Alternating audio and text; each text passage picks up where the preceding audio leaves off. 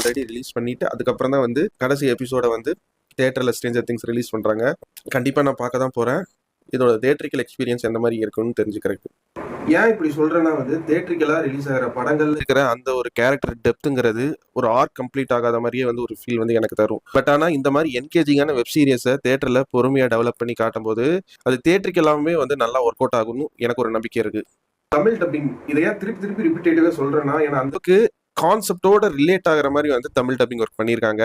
எல்லா கேரக்டர்ஸுக்குமே நல்ல ஒரு டப்பிங் ஒர்க் தான் வந்து கொடுத்துருக்காங்க. பட் எனக்கு பர்சனலாக கேட்டிங்கன்னா வந்து ஜிம் ஹாப்பர் அந்த அப்பா கேரக்டர் கொடுத்த அந்த தமிழ் டப்பிங் ஒர்க் இங்கிலீஷ் டைலாக்ஸ்ல எந்த ஒரு எமோஷன்ஸை கடத்தினாங்களோ அதை தமிழ்ல இன்னும் ஆழமா வந்து அந்த டப்பிங் எமோஷனோட வந்து அந்த டப்பிங் ஆர்டிஸ்ட் ஒர்க் வந்து ஜிம் ஹாப்பருக்கு ரொம்ப அழகா பண்ணி கொடுத்துருக்காரு. இதுக்கு முன்னாடி வந்து சீசன்ல எல்லாம் வில்ல வந்து ஒரு சென்டர் ஆஃப் த பிளாட் லைனா மட்டுமே வந்து யூஸ் பண்ணிருப்பாங்க. பட் அந்த ஆக்டர் கிட்ட இருந்து பெர்ஃபார்மன்ஸ்ங்கிறது பெருசா வந்து ஆடியன்ஸ் கிட்ட பேச